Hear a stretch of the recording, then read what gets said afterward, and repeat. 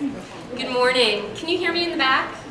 I'm pretty good at, okay, good. After all those years of teaching, I'm pretty good at projecting. So as Brian said, my name is Sarah Cohen. I'm the Associate University Librarian at Cal Poly, San Luis Obispo. And I'm going to talk a little bit about where I was about a year ago, almost to the day, when we were in Vancouver for Open Ed. I came to Vancouver knowing absolutely nothing about open education. About 3 weeks before the conference, my boss said, you know, here's this cool conference, do you want to go? And I was like, uh-huh. You know, I want to go to Vancouver. And so I knew absolutely nothing about open education. And so I came in on the first day, and Gardner Campbell was the keynote. I knew about Gardner Campbell because I used to study Milton when I was in college, and I was like, oh my God, Gardner Campbell's here. And he went on to talk about, as Audrey Waters well said yesterday, a variety of different threads and themes. But one of the things that he said that really stuck with me was when he was talking about MOOCs particularly and trying to define what open education is and what it is becoming, is that is not what we meant, that is not it at all. And I had read, this was at the height of MOOC hype. So when he said this, I was like, well, if it's not about MOOCs, what is this thing? What am I doing here? What is open education? So that was a great starting point for me. And then John Walensky spoke. He used to be at Stanford and is now at Simon Fraser. And one of the things that he talked about that really connected with my background in information literacy was that if we don't change students' expectations, we're not going to see the changes that we're asking for. That we need students to change their minds about what the expectation is around research, what the expectation is around the cost of resources. And if we're not working with our students to shift their thinking, then they're going to keep going thinking that this is the paradigm that we're supposed to be in. That was very helpful to then go to hear him and then go to Nicole Allen, who was talking about talking about textbook affordability, and that is a barrier to student success. And that was something that we were already talking a great deal about at Cal Poly. And then I heard Dave Ernst, who's here today, talking about the work they're doing for the open textbook catalog and understanding that there were barriers to faculty adoption. And that was also something that I was really interested in because those are the very barriers. Where do you find stuff? Is it good stuff? Those are the very things that librarians spend a lot of time talking about. And that's when it hit me. Where are the librarians? Yeah. I was at this conference and I was like, where are the librarians? This is like library heaven. They're not here. Is anyone in the room where you're a librarian? How many librarians in the room? All right. Hey. Good to see you all. But how many of you were there last year? Exactly. Exactly. So I'm so happy you're here today. Thank you. But this is my question last year. Where are they? And so that really got me thinking about what can libraries be doing to support open education? So that's what this presentation is about. What did I go back and do to support open education? So I'm going to share a bit about what we're doing at Cal Poly, and then I'm going to share a little bit about what role I think libraries have to play in open, and then this person's perspective on why we're not playing those roles. I'm not speaking for the entire profession today. Before I go forward, I want to say one thing about Gardner Campbell. He also went on to say in his speech that it is not about being open, but about opening.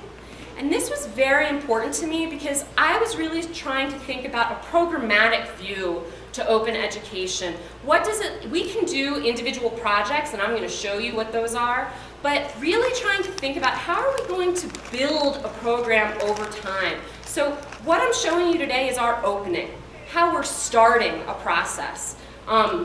So here's where we are a year to the day. We have open access to textbooks for students, OATS.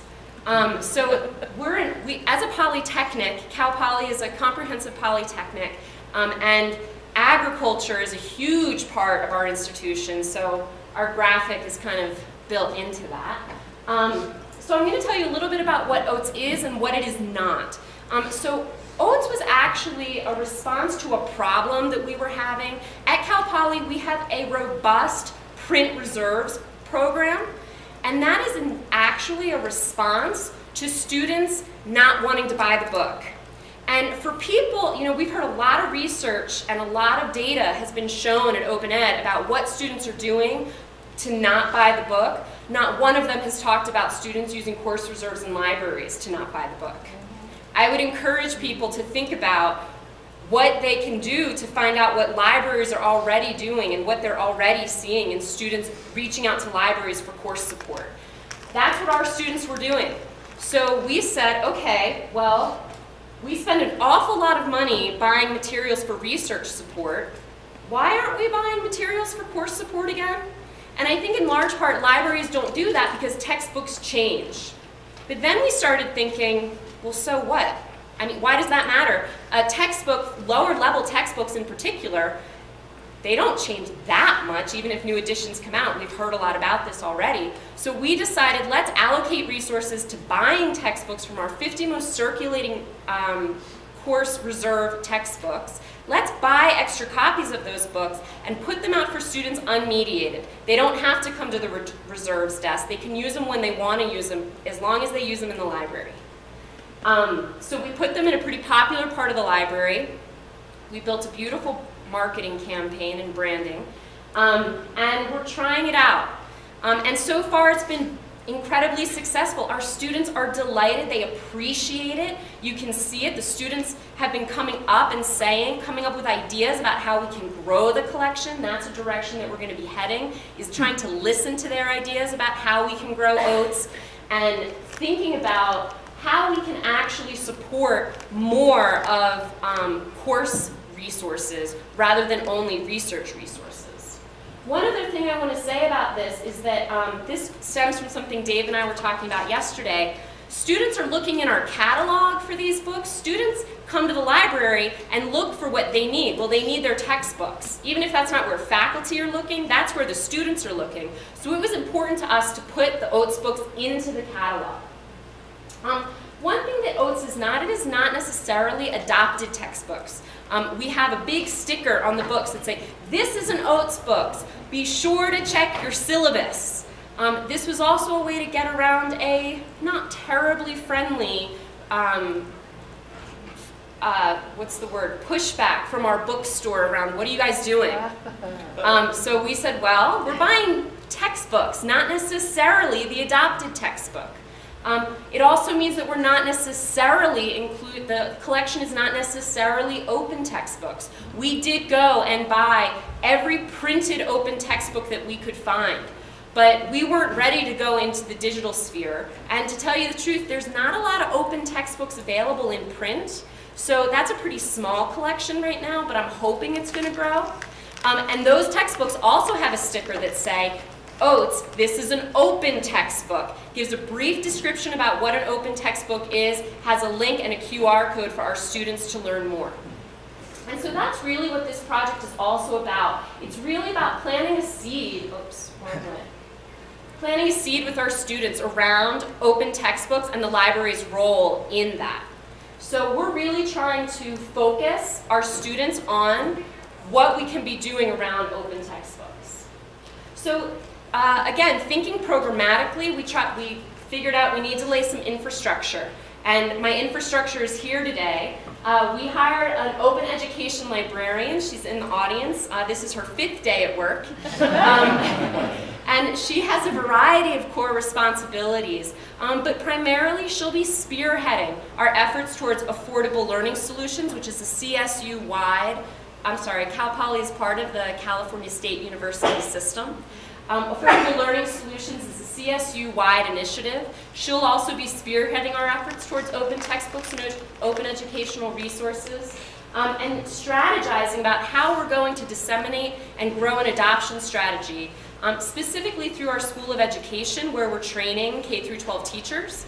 But also, one of the core responsibilities is developing relationships with our faculty, and not just our teaching faculty, but also our library faculty. I'm going to come back to this point in a moment, but librarians are super busy people with a lot of work to do.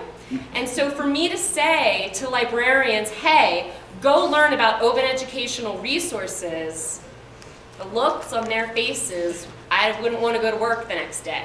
So really, I'm allocating resources saying that we need someone who's going to devote their time to thinking about open educational resources across the curriculum and collaborate with the rest of the faculty to identify the disciplines and the resources that they can be promoting at their colleges. Okay, CIPICS. So does anybody know what CIPICS is? Little bit, not a lot. Okay, so CIPICS is out of Stanford. It's a web-based copyright and digital document delivery service. There's a lot of controversy around CIPICS. I'm not going to talk about that today. What I do want to emphasize again is that this is an opening for us.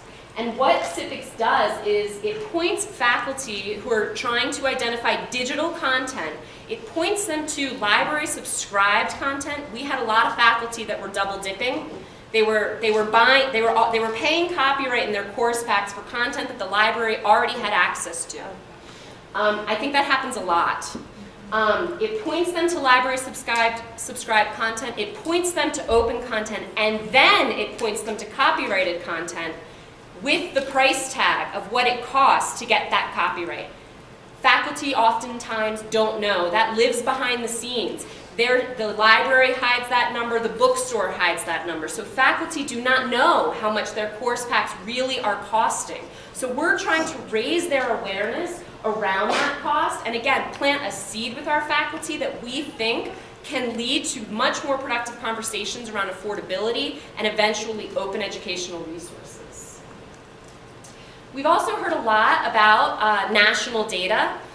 That's awesome and important. I need to know more about my own campus. So I need to know what my students are doing, my students. So we have an annual Library Advisory Council survey. It historically has an excellent response rate. Every year they have a theme. This year the theme will be affordable learning solutions. What are our students doing about reserves, course packs, and textbooks? Are they aware of OATs?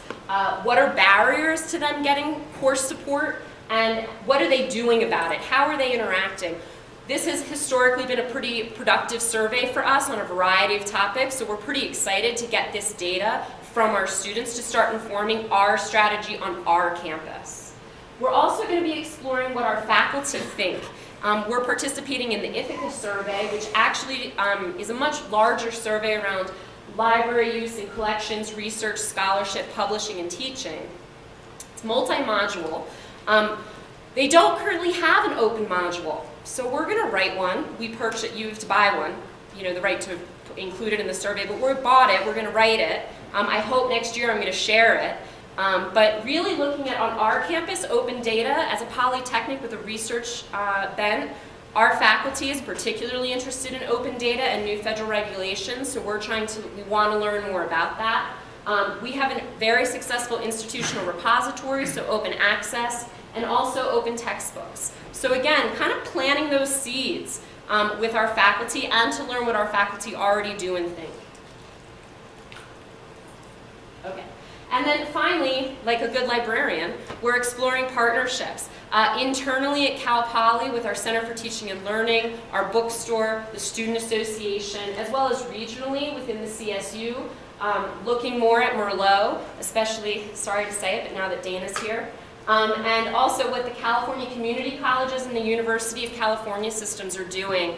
There's a lot of talk about what the California state legislature is doing, but that's a lot of talk. Haven't seen a ton of action, so trying to learn more about that. Also trying to really flesh out what our relationship can be with the open textbook catalog at the University of Minnesota.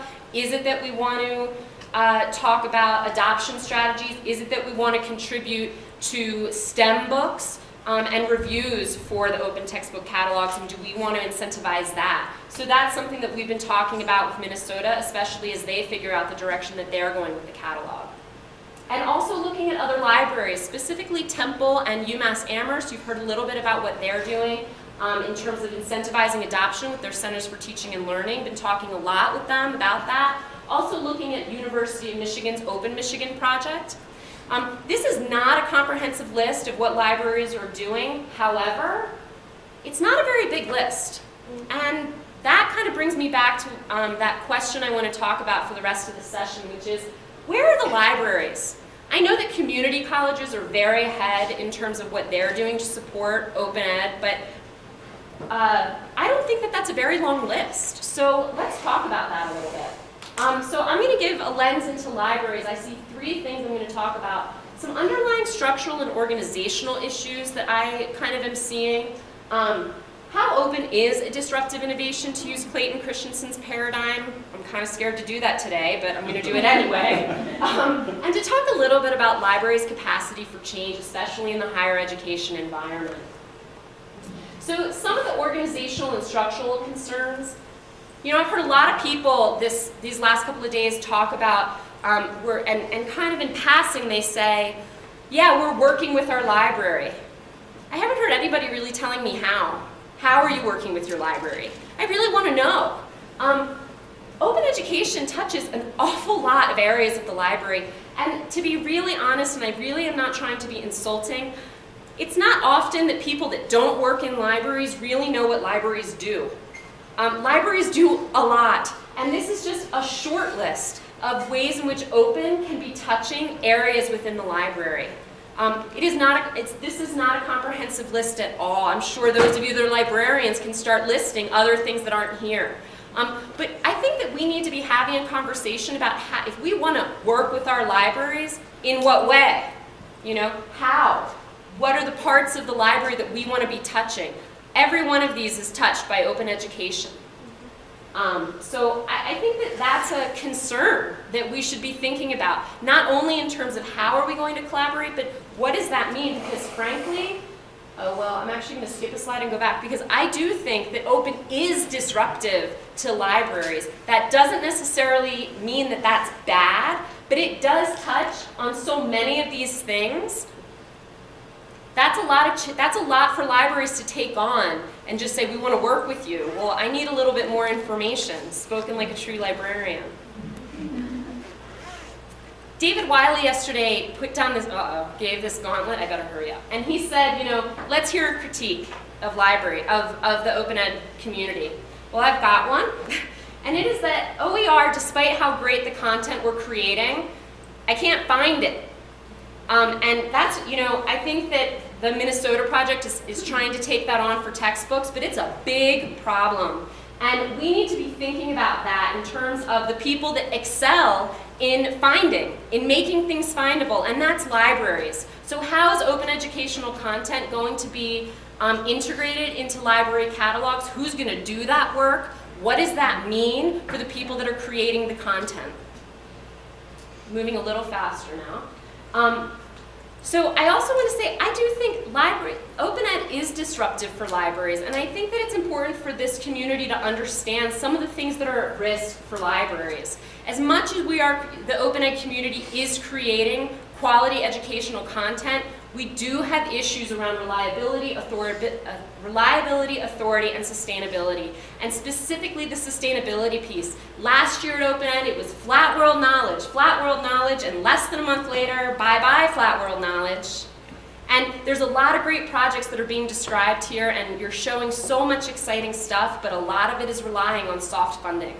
And I think Kim Fanos brought that up yesterday, and that is important. We need to figure out what are we going to do to keep the momentum and to sustain these projects over time. Is that a role for libraries to be playing? I don't know. But I think we need to be open about having that conversation in order for us to solve that problem. I think it's also worth knowing that libraries spend a lot of time talking about information literacy and instruction, and that's part of accreditation for all higher education institutions. That's part of every accreditation body's criteria, is information literacy. And in large part, information literacy is teaching students to evaluate and find and use quality content that we make available through publishers, through vendors, through publishers, through ProQuest, through EBSCO, through Wiley, through these massive vendors. It's a big change for us to say, let's not look there, let's look, right, I don't know where to look. So again, these are intertwined and complex problems that show kind of a vein that runs very deep. And that's also true in terms of our relationships. Libraries historically are a portal to paid-for products. And we need to be thinking about the relationships libraries have with publishers and vendors, our backgrounds in licensing. We can be leveraging that in a conversation around open education, but that's an important thing for the open ed community to be aware of. And finally, I want to just quickly say about metrics. Libraries have traditionally been measured on how much they own. How much they own, how much they subscribe to, how much they borrow from other libraries, how much they lend to other libraries. That's not all we're measured on, but that has historically been a pretty important metric. So if we're going to start to break that apart, I think we need to be aware of it before we start deconstructing it. So as much as I say all of this, libraries are not strangers to change. Libraries, more than any other part of the higher education ecosystem, have been adaptive to change. We have had to be adapted to change since the first day these colors flashed on our screens. You know, we have been one of the most agile agents of change in higher education. And so I think that as this community starts to talk about how do we want to infiltrate the higher education community, the library has a lot to say about that. So it's not how can, you know, I want to talk to my librarian. I think it's about how can we meaningfully collaborate with libraries. And I think, as I've already said, organizing and information and making it accessible is one very, very important way. Another is leveraging the work libraries have done thus far. And we've done a lot. I specifically want to point out institutional repositories. A lot of communities have institutional repositories, faculty members who have committed to open access. Those people seem ripe for talking about OER and open textbooks. I'm going to skip down and just say, libraries spend an awful lot of time working with faculty and working with students. They are a trusted and respected resource on your campuses. So if you want to talk to librarians, I think that we have a lot of experience in reaching out to faculty and introducing resources. And I think librarians can really provide an opportunity and an opening for this community to infiltrating a broader, the broader community. I don't know what to say, but you know, we have a role to play in this, and it's an exciting role and a big opportunity. Thank you.